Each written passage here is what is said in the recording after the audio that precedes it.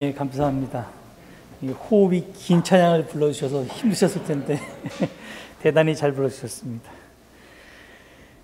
예, 사순절 5번째 주일인 오늘 제가 택한 본문은 에베소서 2장 1절로 10절입니다.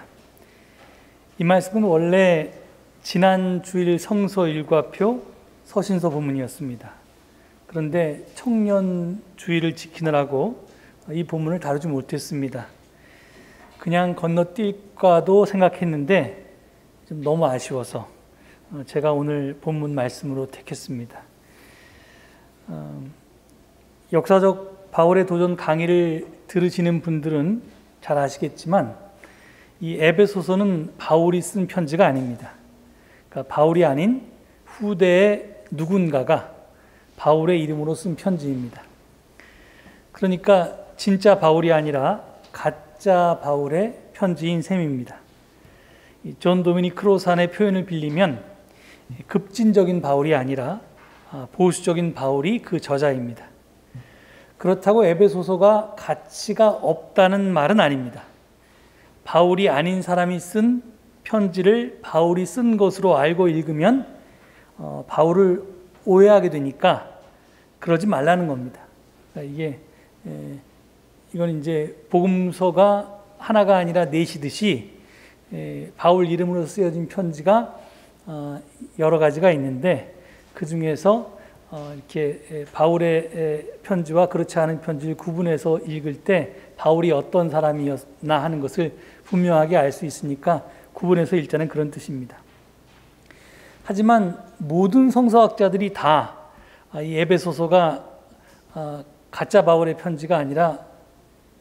편지라고 그렇게 동의하는 것은 아닙니다. 아주 소수지만 일부의 학자들은 에베소서가 진짜 바울의 편지라고 주장하기도 합니다. 그 이유가 뭐냐면 에베소서에는 바울의 핵심 주장이 수정없이 그냥 등장하고 있기 때문입니다. 그것이 바로 오늘 본문 말씀입니다. 오늘의 본문 말씀에서 이 사도 바울이 갈라디아서와 로마서에서 말했던 소위 신앙의인 또는 이신칭이라고 하는 그 주장, 그러니까 은총에 의해서 믿음으로 의롭게 된다는 Justification by Grace through Faith라고 하는 이 주장이 아주 간결하게 요약되어 있습니다. 이 주장은 바울이 갈라디아서나 로마서에서 했던 것과 그렇게 많이 차이가 나지 않습니다. 약간의 차이가 있긴 하지만 하여간 거의 비슷합니다. 그래서 이 규절 때문에 이게 진짜 바울의 편지다 이렇게 주장하는 일부 소수의 학자들이 있는데 이 부분은 굉장히 비슷하지만 나머지 부분에 있어서 좀 많은 차이가 나기 때문에 우리가 에베소서가 진짜 바울이 쓴 것이 이렇게 주장할 수는 없고요. 오늘 본문이 에베소서의 본문들 가운데서 가장 바울적인 문장이라고 보면 될 것입니다. 그러니까 이것을 바울의 문장이라고 보고 우리가 해석해도 큰 무리가 없는 그런 이제 단락입니다. 오늘 본문은 내용상 세 부분으로 나뉩니다. 1절에서 3절을 보면요, 성도들의 과거를 회상하는 그런 내용입니다. 그리고 4절부터 9절은 그리스도 안에서 하나님의 은혜로 인해서 일어난 구원을 말하는 부분입니다. 그리고 10절은 성도들이 살아야 할 삶에 대해서 말하고 있습니다. 먼저 에베소서의 저자는 본문 1절에서 성도를 전에는 허물과 죄로 죽었던 사람들이라고 회상하고 있습니다. 여기서 죽었다라고 하는 표현은 목숨이 끊어진 상태를 가리키는 것은 아닐 것입니다. 그러니까 목숨이 끊어진 게 죽은 게 아니라 사실은 성경에서는 하나님과의 관계가 끊어진 상태를 죽음으로 그렇게 은유적으로 표현합니다. 여기뿐만 아니라 많은 구절에서 그렇죠. 그래서 이 구체적으로는 그러면 하나님과 관계가 끊어진 상태가 어떤 상태냐? 이것이 바로 2절과 3절에서 자세히 설명되어 있습니다. 하나님의 뜻이 아니라 이 세상의 풍조를 따라 살았고, 그리고 하나님이 아니라 공중의 권세를 잡은 통치자, 곧 지금 불순종의 자식들 가운데서 작용하는 영, 달리 말하면 성령이 아니라 악령에 따라 살았던 것이 바로 이 하나님과 관계가 끊어진 상태입니다. 그리고 3절에서 저들은 육신의 정욕대로 살았고 육신과 마음이 원하는 대로 행하면서 살았다, 이렇게 증언하고 있습니다. 이 때문에 하나님이 진노하셨고, 그리고 내쪽에서 보면 하나님과의 관계도 끊어져 버렸습니다. 그러니까 크리스찬이 되기 이전의 옛사람은 근본적으로 하나님이 원하는 삶을 살아갈 의지도 없고요, 또 능력도 없습니다. 왜냐하면 세상의 풍조, 또 공중의 권세를 잡은 통치자, 그리고 불순종의 자식들 가운데서 작용하는 악령의 지배를 받고 있기 때문입니다. 에베소서의 저자는 이런 상태가 바로 죄와 허물로 죽은 상태라고 말합니다. 또 바울도 이런 주장을 자기의 편지 곳곳에서 펼친 바 있습니다. 바울도 이것과 비슷한 주장들을 하죠. 그렇습니다. 바울이 말하는 죄는요, 윤리적인 죄만을 뜻하지 않습니다. 그러니까 십계명에서 얘기하는 대로 살인을 했다거나 간음을 했다거나 도둑질을 했다거나 이런 윤리적인 죄만이 죄가 아닙니다. 그런 식의 죄는 지금 현재 보통 사람들도 전혀 짓지 않습니다. 근데 지금 바울이 말하는 죄는 그런 윤리적인 죄를 포함한 영적인 죄까지를 포함하고 있습니다. 그리고 영적인 죄라는 게 뭐냐면 하나님이 아닌 다른 것을, 성경의 용어로 표현하면 바로 우상을 섬기고 따르는 것을 뜻합니다. 하나님이 아니라 다른 누구 또는 다른 무엇을 내 주인 삼은 상태를 말합니다. 제가 이 CCM 가수 중에 조수아라는 분을 좋아하는데요. 이렇게 목소리가 좀 이렇게 뭐라 그럴까, 제 마음에 이렇게 호소력이 있는 그런, 다른 분들한테도 그렇겠지만 저한테 특히, 그래서 제가 명지병원에 있을 때 이분을 불러다가 이 성탄절 때 공연도 하고 그랬는데, 하여튼 이 조수아 씨가 불렀던 CCM 가운데 내가 주인 삼은이라는 제목의 노래가 있습니다. 그런데 그 가사가 이렇습니다. 가사는 딱 4줄밖에 안 되는데요. 내가 주인 삼은 모든 건 내려놓고 내 주 대신 주 앞에 나가. 내가 사랑했던 모든 건 내려놓고 주님만 사랑해. 주 사랑 거친 풍랑에도 깊은 바다처럼 나를 잠잠케 해. 주 사랑 내 영혼의 반석 그 사랑 위에 서리. 이 네 줄의 가사를 계속 반복해서 부르는 노래입니다.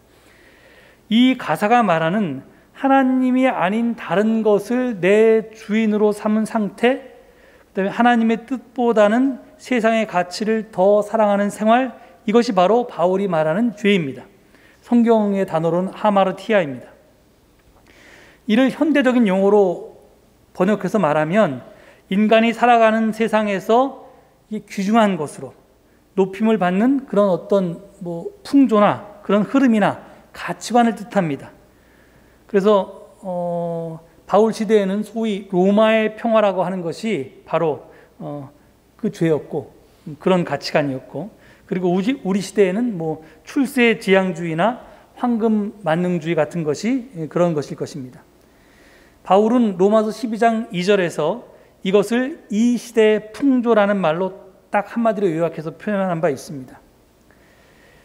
이렇게 우리가 하나님이 아닌 다른 것을 나의 주인으로 삼고 하나님의 뜻보다 세상의 가치를 더 사랑하게 되면 우리는 하나님과 분리되게 됩니다.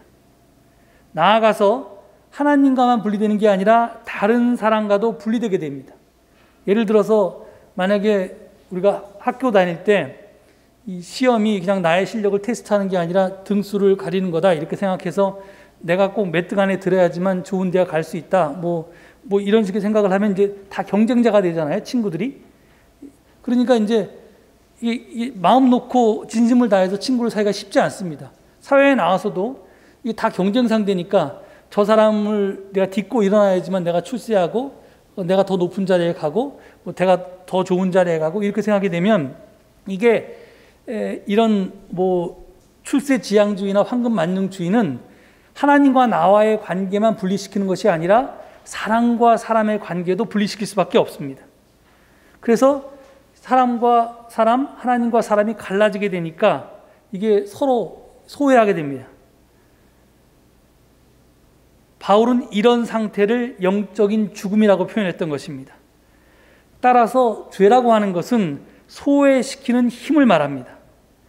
죄는 하나님과 사람, 사람과 사람 사이의 소통을 단절시켜서 서로 버성기게 틈을 이렇게 나게 하고 서로 서먹서먹하고 겉돌게 그렇게 만듭니다. 그렇다면 여러분 죄의 반대말이 뭐라고 생각하십니까? 무죄? 아닙니다. 죄의 반대말은 사랑입니다. 사랑은 사람들을 하나 되게 만들기 때문에 그렇습니다. 사탄은 사람들이 서로 반목하게 만들어서 결국은 자기의 지배 아래 두려고 합니다. 반면에 하나님께서는 반목하는 사람들이 장벽을 헐고 하나가 되게 하십니다. 그래서 에베소서의 저자는 오늘 본문 바로 다음인 그 2장 11절에서 22절에서 그리스도가 십자가의 사랑으로 사람과 사람을 그리고 사람과 하나님을 하나 되게 했다라고 증언하는 것입니다. 이것이 에베소서에서 가장 유명한 구절입니다. 유대인과 이방인을 십자가 하나로 화목하게 했다. 이런 주장들 여러분 다 기억하실 텐데 그게 바로 오늘 본문 바로 뒤에 나옵니다. 이 하나되게 하나됨이 바로 영어로 표현하면 at one mont고요. 이게 속죄를 뜻하는 영어 단어 atonement라고 하는 게 이 at one mont를 합쳐서 쓰면 atonement가 됩니다. 그러니까 속죄라는 게 죄를 속한다라는 게 거창한 종교적인 뜻이 아니라 나하고 하나님이 갈라졌는데 분리됐는데 또 내가 세상의 욕심 때문에 내 이웃들과 또 다른 사람들과 분열이 생겼는데 소외하게 됐는데 그것이 다시 그 분열을 치유하고 하나 되게 하는 것, 이게 바로 속죄입니다. 십자가가 이 속죄의 힘을 가지고 있다고 그랬는데 그게 뭐냐면 내가 높아지려고 하면 당연히 아까처럼 분열될 수밖에 없습니다.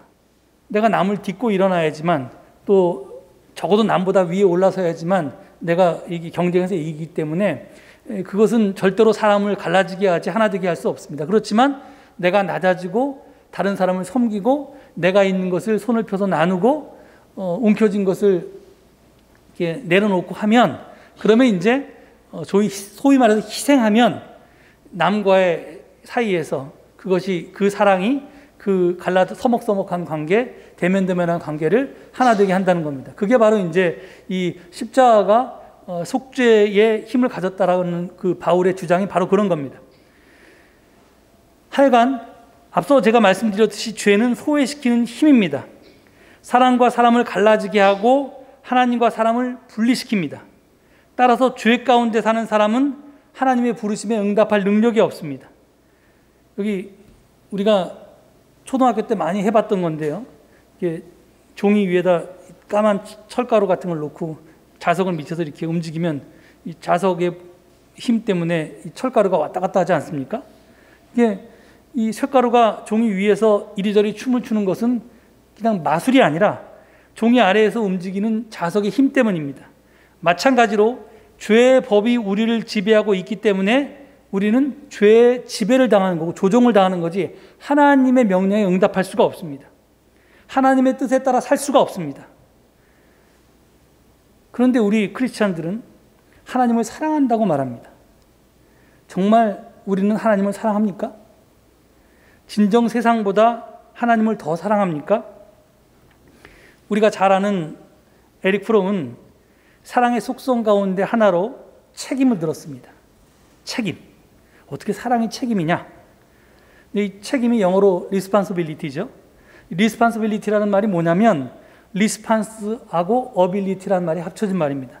즉 책임이라고 하는 단어의 뜻은 응답할 수 있는 능력입니다. 내가 어떤 걸 받았을 때 거기에 대해서 다시 응답할 수 있는 능력이 책임입니다. 그러니까 우리가 만약에 하나님을 사랑한다면, 세상보다 하나님을 더 사랑한다면 세상의 욕망이 아니라 하나님의 부름에 응답할 수 있어야 합니다. 그러니까 내가 세상을 사랑하느냐 아니면 하나님을 세상보다 더 사랑하느냐 하는 것을 드러내주는 잣대는 뭐냐면 내가 하나님의 부름에 응답하며 살고 있느냐 그렇지 않느냐가 됩니다. 아무리 말로 하나님을 사랑한다 눈물 콧물 다 흘리면서 기도해봤자 말짱 소용없습니다. 그거 다 연기로도 할 수 있습니다. 그런 연기가 아니라 쇼가 아니라 진짜 하나님을 사랑하면 하나님께서 나를 통해서 하려고 하는 일에 대해서 내가 응답해야 된다는 겁니다.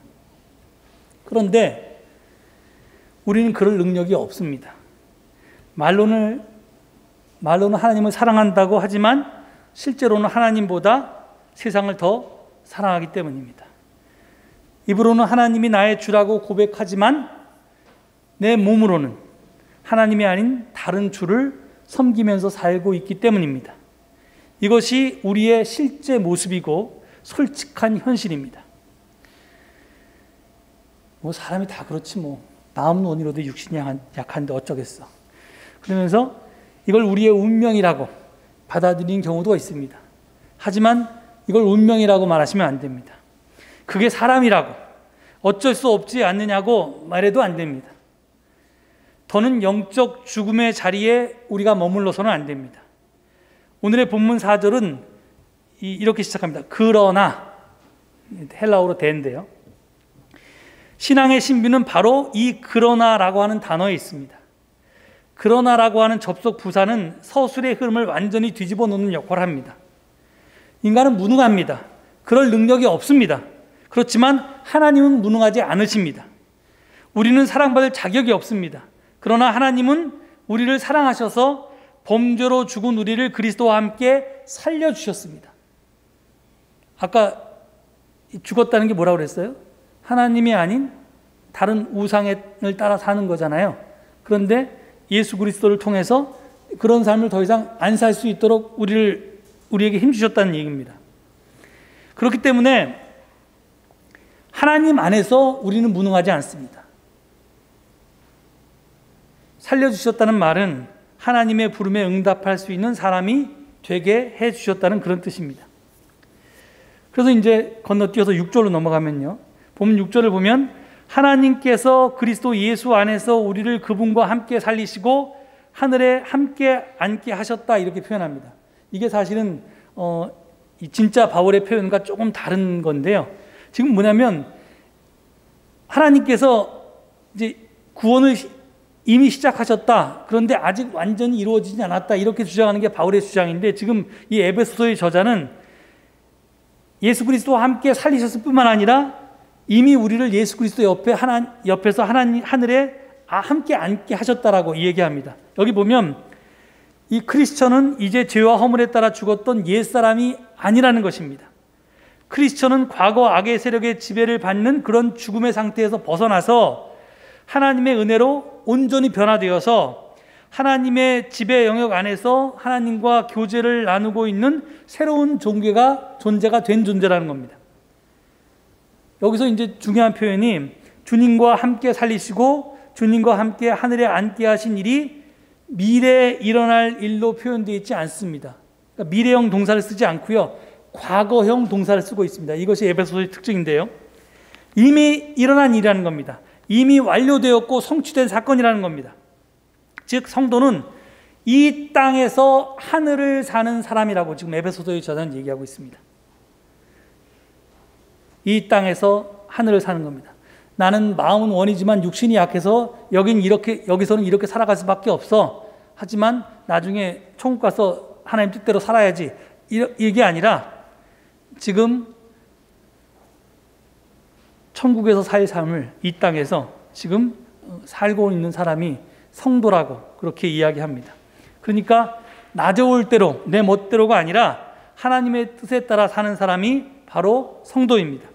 그렇기 때문에 하나님이 우리를 구원해 주신 까닭은 하나님의 은혜의 풍성함을 장차올 모든 세대에게 드러내 보이기 위함이라고 그렇게 저자는 말하고 있습니다.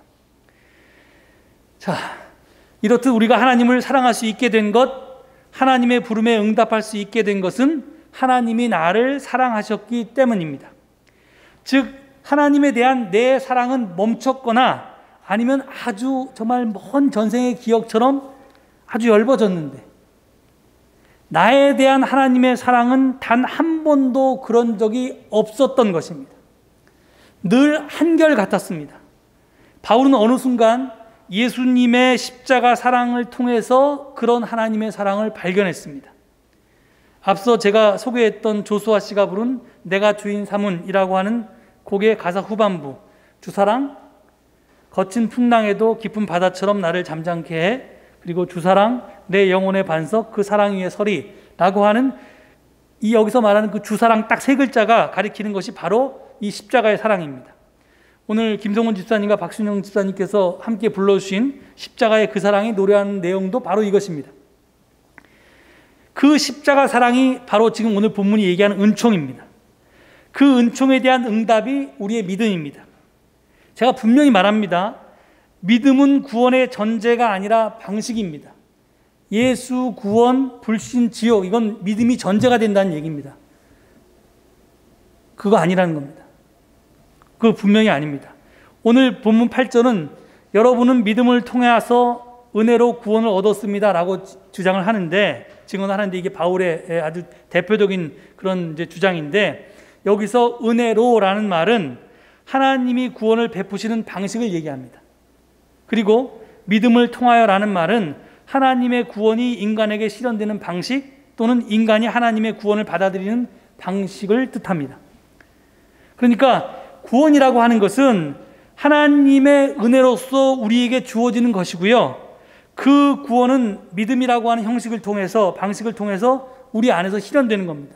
제가 늘 강조하지만 이렇게 손바닥이 딱 마주쳐야지 소리가 나듯이 하나님의 은혜와 우리의 믿음이 딱 마주쳐야지 구원이라고 하는 사건이 일어나는 겁니다. 그런데 여기서 늘 기억해야 될 건, 우리가 믿으면 그 결과로 구원을 받게 되는 것이 결코 아니고, 우리가 믿는다는 사실 자체가 구원을 받았다는 결과고 또 그 표현이라는 말입니다. 다시 말해서 은혜가 없으면 믿음도 없습니다. 물론 은혜만 있고 믿음이 없으면, 우리 쪽에 응답이 없으면 하나님이 우리를 구원하실 방법도 없지만, 구원의 이니셔티브가 분명히 하나님께 있다는 말입니다. 은혜가 먼저 주어지고 그 결과로서 믿음이 생겨나게 됩니다. 근데 이걸 갖다가 만약에 우리의 믿음이 이 구원을 이루었다라고 이렇게 주장하게 되면 예수 천국 불신지옥은 그것을 주장하는 거기 때문에 이게 은혜가 더 이상 은혜가 아니고 다 사라져 버립니다. 하여튼 지금 바울은 그걸 얘기하는 겁니다. 그런데 이렇게 돼서 이제 하나님의 은혜가 있고 그 은혜에 응답한 그리스도인의 믿음이라고 하는 표현을 통해서, 그 완성을 통해서 구원이 되는데, 그런 크리스찬의 실존을 에베소서의 저자는 하나님의 작품이라는 말로 10절에서 표현하고 있습니다. 딱 요약을 하고 있습니다. 여기서 쓰인 작품이라고 하는 그리스어 원어는 포이에마입니다. 이 포이에마, 이게 어디서 많이 들어본 말인데요, 우리에게도 익숙한 단어인데, 여러분들이 하나님과 제국이라는 잔 도미닉 크로산의 책을 가지고 우리가 공부한 적이 있는데, 제목이 맞을 겁니다. 그 출판한 출판사입니다. 기독교 출판사 이름이 포이에마인데, 이 포이에마에서 나온 단어가 같은 어근을 가진 단어가 우리가 잘 아는 영어 단어 포임입니다. 시입니다. 그러니까 이 포이에마는 작품이라고 번역될 수도 있고 번역할 수도 있고 시라고 번역할 수도 있습니다. 그런데 한번 여러분 시라고 생각해 보십시오.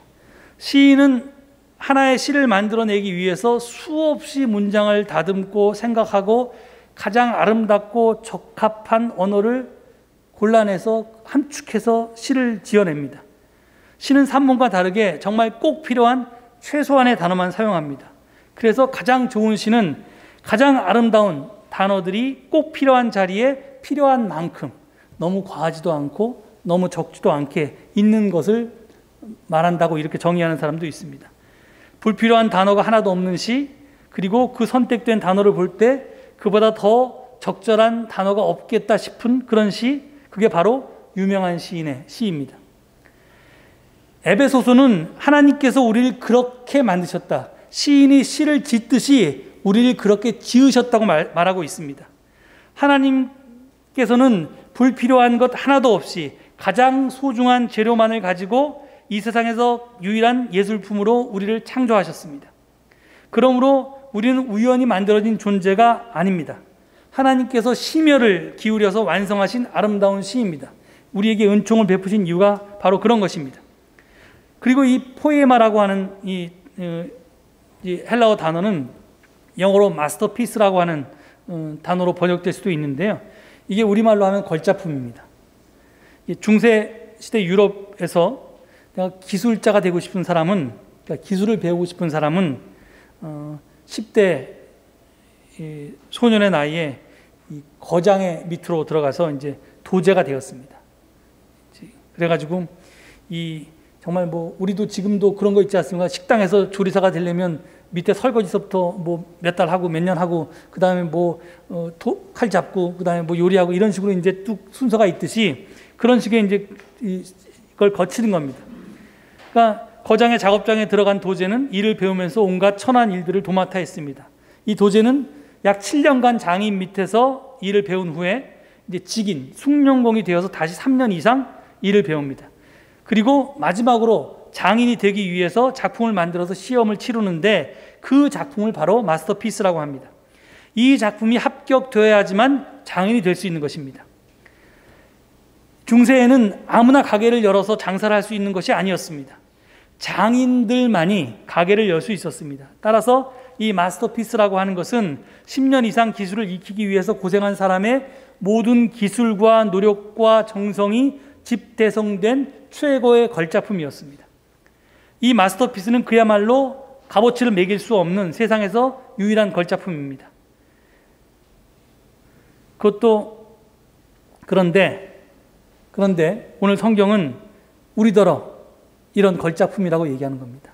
그것도 사람이 창조한 걸작품이 아니라 하나님께서 직접 만드신 걸작품이라고, 최고의 걸작품이라고 말합니다.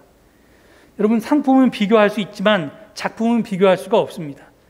이 걸작품에는 작가의 의도와 정성이 깃들여져 있기 때문에 비교할 대상이 없습니다. 그러니까 정말 부르는 게 값일 수 있는 거죠. 에베소서는 우리를 바로 이런 걸작품이라고 말하는 것입니다. 그렇습니다. 우리는 하나님의 작품입니다. 그냥 작품이 아니라 걸작품입니다. 상품이 아니라 작품이기 때문에 우리는 고귀합니다. 값으로 따질 수 없는, 값을 매길 수 없는 십자가의 사랑이라는 큰 은혜로 빚어진 작품이니까 누구도 우리의 가치를 매길 수가 없습니다. 여러분은 하나님께 바로 그런 존재들입니다. 그러니 여러분 스스로 자신을 하찮게 여겨서는 안 됩니다. 이생망이라고, 이번 생에는 망했다, 이런 얘기를 젊은이들이 쓴다는데 그런 말을 하면 안 됩니다. 하나님이 포기한 인생은 아무도 없습니다. 내가 나를 포기했을지라도 하나님께서는 나를 포기하지 않으십니다. 그것이 은총입니다. 그런데 여러분 가운데 내 인생은 왜 이 모양 이 꼴인가 하고 물으실 분이 계실지도 모르겠습니다. 왜 이리 시련과 고난과 역경이 쉬지 않고 끊임없이 나에게 일어날까? 이렇게 반문하는 분도 계실 줄 믿습니다. 내 인생은 왜 이렇게 구겨지고 망가졌을까? 이렇게 후회하기도 하고 한탄하는 분도 있을 것입니다. 하지만 여러분 잘 생각해 보십시오. 5만 원짜리 지폐가 있습니다. 한국은행에서 나올 때 그 빳빳했던 지폐를 이렇게 막 구긴다고 해서, 또는 거기에 좀 더러운 오물이 묻었다고 해서 구겨졌거나 또는 짓밟혀서 더러워졌어도 5만 원의 가치는 변하지 않고 그대로 5만 원입니다. 우리도 마찬가지라는 겁니다. 여러분의 가치를 과소평가하면 안 됩니다. 비록 여러분의 인생이 구겨졌을지라도, 때로는 시련과 역경 때문에 더러워졌을지라도, 그렇지만 여러분은 그대로, 여러분의 가치는 변하지 않았습니다. 하나님이 보시기에 여러분의 가치는 변하지 않았습니다. 그러니까 여러분을 과소평가하면 안 됩니다. 그리고 내가 5만 원짜리인데 100원짜리라고 생각하고 다른 곳과 나를 바꾸면 안 됩니다. 낮은 가치로 함부로 다른 곳과 나를 교환하면 안 됩니다. 하나님의 뜻이 아니라 세상의 풍조, 사탄의 힘, 인간의 욕망을 추구하는 삶은 나를 이렇게 아주 소중한, 정말 값을 매길 수 없는 나를, 이 소중한 나를 싸구려 취급해서 그렇게 마구 교환해야 되는 거라고 저는 생각합니다. 나아가서 내가 하나님의 걸작품이듯이 다른 사람도 하나님의 걸작품임을 우리는 기억해야 합니다. 그럴 때 우리는 비로소 교만하지 않고 겸손할 수 있습니다. 남을 지배하거나 군림하지 않을 수 있습니다. 그때 비로소 우리는 섬길 수 있습니다. 하나님의 정의를 살아낼 수 있습니다. 우리는 그러라고 부르심을 받은 사람들입니다. 본문 10절이 말하는 선한 일은 바로 이것을 뜻합니다. 죄와 허물로 죽었던 우리는 이제 은총으로 인해서 나의 과거는 그랬으나 그러나 지금 이제 하나님의 은혜로 은총으로 또 믿음으로 우리의 믿음이 거기 더해져서 내가 구원받은 자가 됐으니, 그래서 예수 그리스도와 함께 일으켜졌고 살려졌고 예수 그리스도와 함께 하늘에 앉아 있으니 너 그렇게 소중한 하나님의 걸작품이니 그러니까 그렇게 살아라. 너의 가치에 맞게 살아라. 지금 오늘 본문은 그걸 우리에게 말하고 있는 겁니다. 조금 더 사랑하고 조금 더 남을 보듬고 안고 조금 더 수고하고 조금 더 남에게 다하고 조금 더 나누고 그렇게 살아가라는 겁니다. 그냥 적당히 살아가는 그런 안위를 깨고 나아가 불의를 그냥 참아내는 게 아니라 거기에 도전하면서 그렇게 살아가야 한다는 겁니다. 그러한 선행을 통해서 우리의 그러한 선행은 그냥 나의 일로 그치는 것이 아니라 하나님께서 나를 통해 이 세상에 역사하는 일입니다. 우리를 선한 일에 불러주신 하나님께 우리는 감사하면서, 그렇기 때문에 오늘도 내일도 하나님의 길에서 벗어나지 않아야 합니다. 이것이 하나님의 걸작품으로 생을 살아가는 방법입니다. 여러분 모두 이 말씀 기억하시면서 진정으로 하나님의 걸작품으로 살아갈 수 있기를 간절히 축원드립니다. 이 말씀 새기시면서 침묵 가운데 기도하시겠습니다.